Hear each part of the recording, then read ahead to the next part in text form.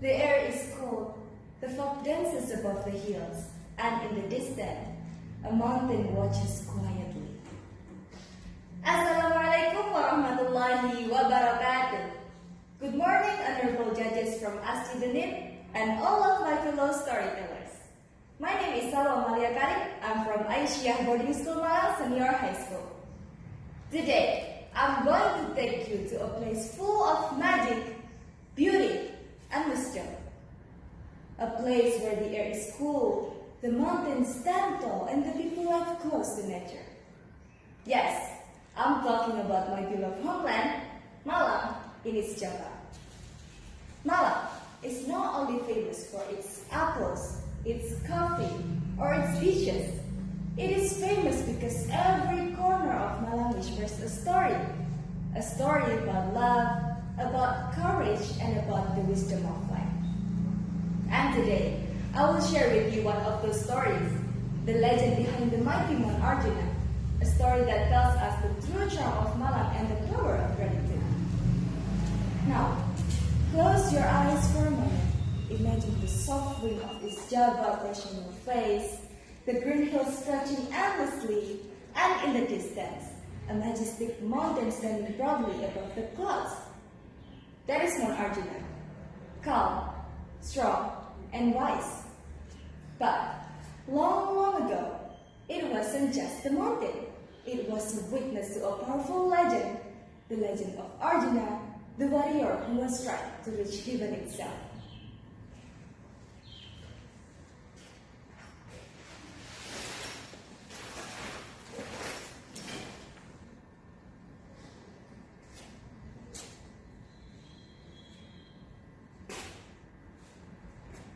Once upon a time, there were 5 great brothers called the Pandavas: Yudhishthira, Bhima, Arjuna, and the twins Nakula and Sadeva.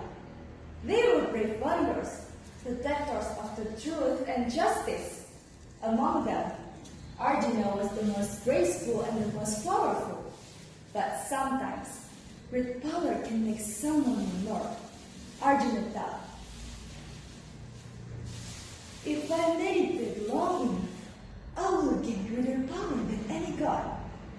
So, he climbed a tall mountain in East Java. He sat cross-legged, closed his eyes, and began to meditate deeply, silently, and endlessly. Days turned into weeks turned into months. He didn't eat, didn't move, didn't even open his eyes. The mountain began to shake. It grew higher and higher and higher until, boom! It touched the sky. The heavens trembled. The gods were terrified. In the sky, the gods gathered in panic. Oh no! The mountain will destroy the heavens, said Batara Guru, the king of all gods. Someone must stop Arjuna. So, Batara Guru sent Batara Narada down to earth. He flew to the mountain and called out,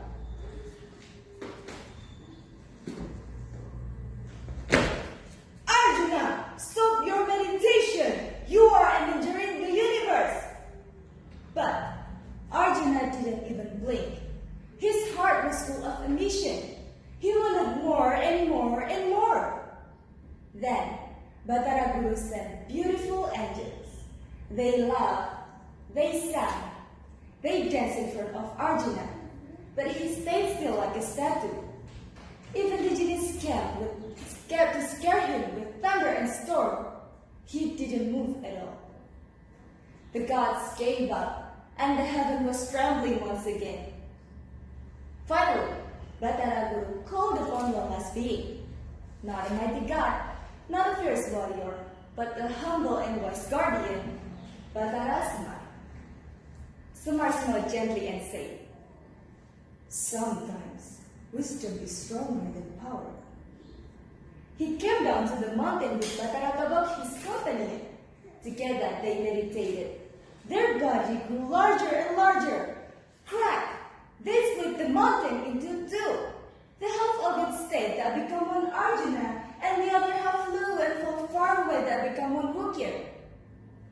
The thunderous sound shook the land. Star, star! Arjuna's meditation broke. He opened his eyes, shocked, confused, and trembling. Samar looked at him and said, "My dear Arjuna, you already have power, faith, and wisdom.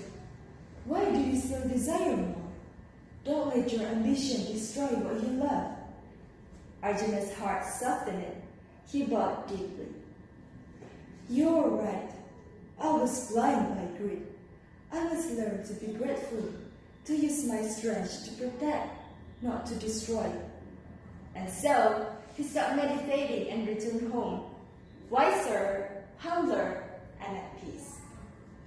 Since that time, people have called the mountain Mount Arjuna, a sacred place that reminds us of balance, gratitude, and humility.